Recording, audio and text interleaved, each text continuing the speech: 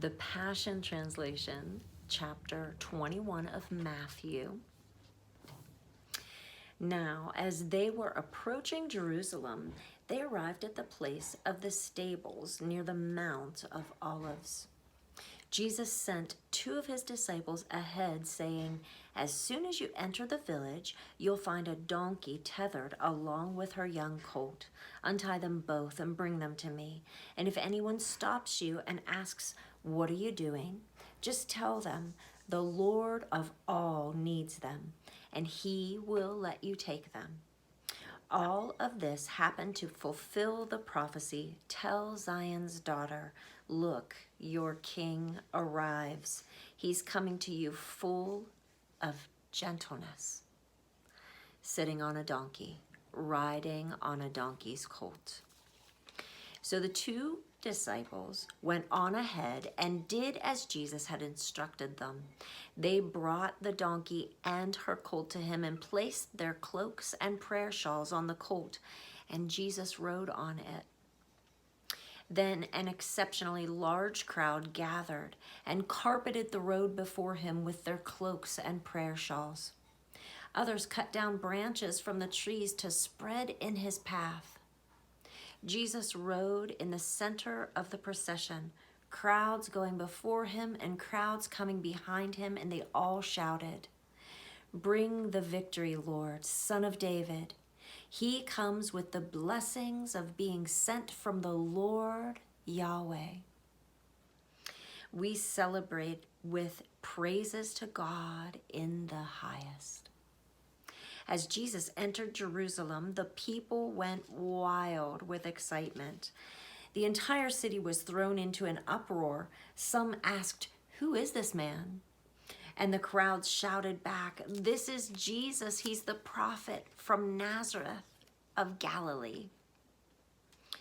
Upon entering Jerusalem, Jesus went directly into the temple area and drove away all the merchants who were buying and selling their goods. He overturned the tables of the money changers and the stands of those selling doves. And he said to them, "My dwelling place will be known as a house of prayer, but you have made it into a hangout of thieves." Then the blind and the crippled came into the temple courts, and Jesus healed them all. And the children circled around him, shouting out blessings and praises to the Son of David. But when the chief priests and religious scholars heard the children shouting and saw all the wonderful miracles of healing, they were furious. They said to Jesus, "Don't you hear what these children are saying? This is not right." Jesus answered, "Yes, I hear them. But have you never heard the words, 'You have fashioned the lips of children and little ones to compose your praises'?" Jesus then left at once for the nearby village of Bethany, where he spent the night. While walking back into the city the next morning, he got hungry, and he noticed a lone fig tree by the side of the path and walked over to see if there was any fruit on it. But there was none. He found only leaves. So he spoke to the fig tree and said, "You will be barren and will never bear fruit again." Instantly, the fig tree shriveled up right in front of their eyes. Astonished, his disciples asked, "How did you make this fig tree instantly wither and die?" Jesus replied, "Listen to the truth. If you have no doubt of God's power and speak out of faith's fullness, you can be the ones who speak to a tree and it will wither away. Even more than that, you could say to this mountain, 'Be lifted up and be thrown into the sea,' and it will be done. Everything you pray for with the fullness of faith, you will receive." After this, Jesus went into the temple courts and taught the people.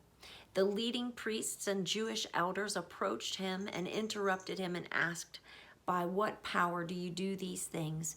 And who granted you the authority to teach here?" Jesus answered them, "I too have a question to ask you. If you can answer this question, then I'll tell you by what power I do these things. From where did John's authority to baptize come from? From heaven or from people?" They stepped away and debated among themselves, saying, "How should we answer this?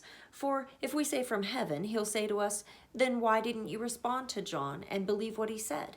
But if we deny that God gave him his authority, we'll be mobbed by the people, and because they're convinced that John was God's prophet." So they finally answered, "We don't know." "Then neither will I tell you from where my power comes from to do these things," Jesus replied. Jesus said to the critics, "Tell me what you think of this parable. There once was a man with 2 sons. The father came to the first and said, 'Son, I want you to go to work in the vineyard today.' And the son replied, 'I'd rather not.' But afterward, he deeply regretted what he said to his father, changed his mind, and decided to go to the vineyard. The father approached the second son and said the same thing to him. And the son replied, 'Father, I will go and do as you said.' But he never did. He didn't go to the vineyard. Tell me now, which of these 2 sons did the will of his father?" They answered him, "The first one." Jesus said, "You're right. For many sinners, tax collectors, and prostitutes are going into God's kingdom realm ahead of you. John came to show you the path of goodness and righteousness, yet the despised and outcasts believed in him, but you did not. When you saw them turn, you neither repented of your ways nor believed his words." Pay close attention to this parable, Jesus said.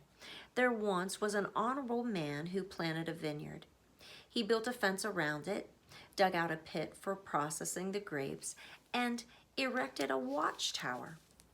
After, he leased the land to tenant farmers, and they went a distance away. At harvest time, he sent his servants to the tenants to collect a portion of what was due to the landlord of the vineyard. But the tenants seized his servants and beat one, killed another, and stoned another. So the landowner sent other servants, even more than at first, but they were mistreated the same way. Finally, he sent his own son to them, and he said to himself, 'Perhaps with my own son standing before them, they'll be ashamed of what they've done.' But when the tenants saw the son, they said, 'This is the heir. Let's kill him, and then we can have his inheritance.' So they violently seized him, took him outside of the vineyard, and murdered him. You tell me, when the Lord of the vineyard comes, what do you think he will do to those tenants?" They answered, "He'll bring a horrible death to those who did this evil, and he'll completely destroy them. Then he'll lease his vineyard to different tenants who will be faithful to give him the portion he deserves." Jesus said to them, "Haven't you ever read the scripture that says, 'The very stone the builder rejected as flawed has now become the most important capstone of the arch'? This was the Lord's plan. Isn't it a miracle for our eyes to behold? This is why I say to you that the kingdom realm of God will be taken from you and given to people who will bear its fruit. The one who comes against this stone will be broken, but the one on whom it falls will be pulverized." When the leading priests and Pharisees realized that the parable was referring to them, they were outraged and wanted to arrest him at once, but they were afraid of the reaction of the crowds because the people considered him to be a prophet. And that's the end of the Passion Translation, Matthew chapter 21.